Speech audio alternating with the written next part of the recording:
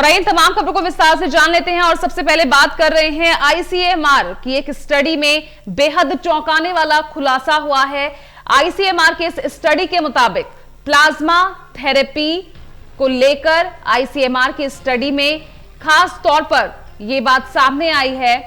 कि मौत के मामले कम नहीं हो रहे हैं, कारगर नहीं है प्लाज्मा थेरेपी, ये कहना है आईसीएमआर का। आईसीएमआर ने एक स्टडी कराई थी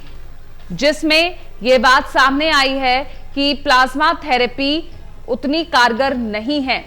और इसी के साथ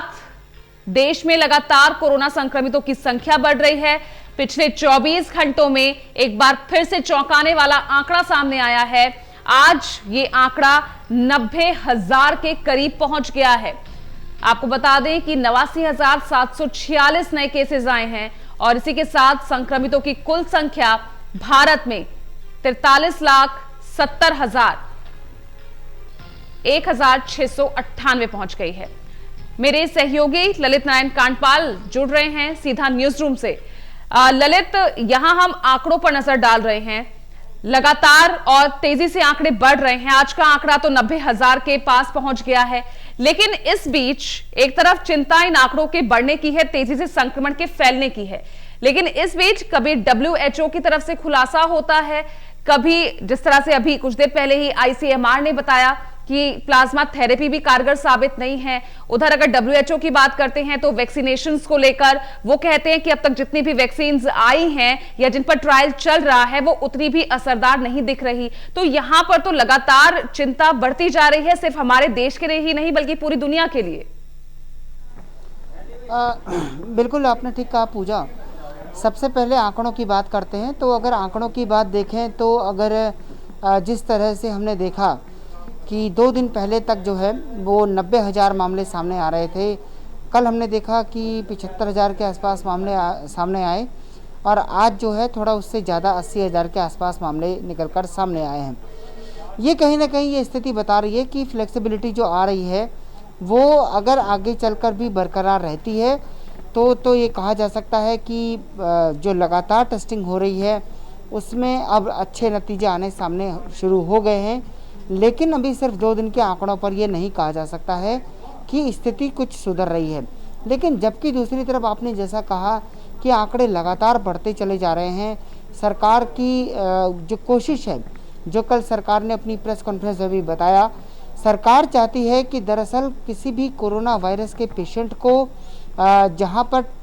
अगर कोई पॉजिटिव आता है तो उसके साथ उसको ट्रैक भी किया जाए, यानी कि उसके जो कांटेक्ट हैं उनको ट्रेस किया जाए। अगर हम 72 घंटे में उनके कांटेक्ट्स को हम ट्रेस कर लेते हैं तो फिर निश्चित तौर पर हम ये कह सकते हैं कि इसके जरिए जो है हम सही तरीके से बीमारी को चेज कर सकते हैं। यानी जितना मुझे समझ में आ रहा है, क्या मैं ये समझूं कि आप ये कहना चाह रहे हैं कि अगर टेस्टिंग की संख्या बढ़ रही है और 2 दिन में टेस्टिंग की संख्या बढ़ी है, इसीलिए आज हमें बढ़े हुए आंकड़े देखने को मिल रहे हैं?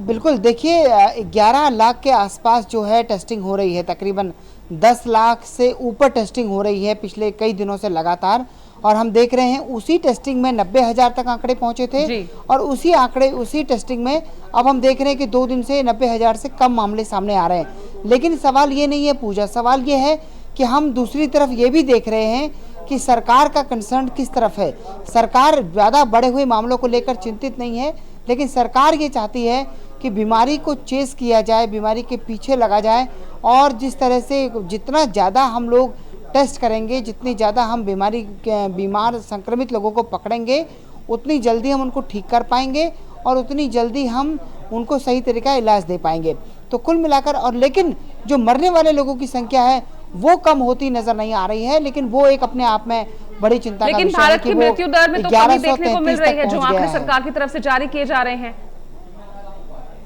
जी, अपना सवाल एक बार फिर दोहराइए पूजा। ललित, जो मृत्यु दर के जो आंकड़े सरकार की तरफ से जारी किए गए हैं तो वो उसमें तो कमी दिखाई जा रही है।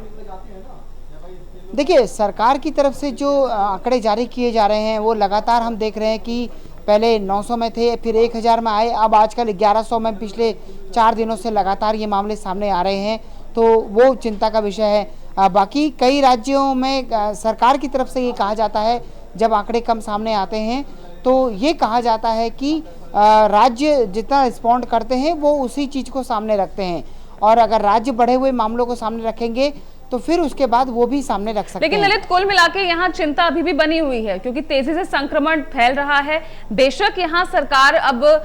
जो तमाम जितने भी मामले आ रहे हैं अब उनको एंड तक जो है चेज करने की सोच रही है और ऐसा कर भी रही है, लेकिन जब WHO और ICMR की तरफ से बयान आता है कि जितनी वैक्सीनेशंस का ट्रायल चल रहा है वो कोई खास असरदार नहीं है, 2021 में भी वैक्सीनेशन का आना मुश्किल लग रहा है, इधर ICMR कहता है कि जी प्लाज्मा थेरेपी भी उतनी कारगर साबित नहीं हो रही है, तो ये आंकड़े तो आम जनता के बीच और डर को पैदा करेंगे। देखिए पूजा, आप इस बात को समझ के चलिए कि आंकड़े डर को पैदा करेंगे, लेकिन हमें इन चीज़ों को समझना ऐसे होगा कि ये दुनिया में अपनी तरह की नई बीमारी है जिस पर कि दुनिया भर में अध्ययन चल रहे हैं। भारत में जो सारे रिसर्च सारे शोधों को जो हेड करती है संस्था ICMR, अब उसकी तरफ से ये कहा जा रहा है कि जो प्लाज्मा थेरेपी है वो उतनी कारगर नहीं है, क्योंकि जो प्लाज्मा थेरेपी को लेकर उन्होंने टेस्ट किया उसमें ये पता चला कि जितने लोगों को प्लाज्मा थेरेपी दी गई उनकी जान को नहीं बचाया जा सका, और लेकिन ज़्यादातर लोगों की मौत हो गई। तो ये स्थिति बता रही है कि बीमारी में हमने देखा था कि कुछ समय पहले ये कहा गया था कि प्लाज्मा थेरेपी कारगर है, और दिल्ली सरकार ने उसको लेकर प्लाज्मा बैंक तक बना दिया, कई अन्य राज्यों ने भी प्लाज्मा बैंक बना दिया, लेकिन बावजूद उसके अब अगर ये ICMR कह रहा है तो निश्चित तौर पर ये एक नई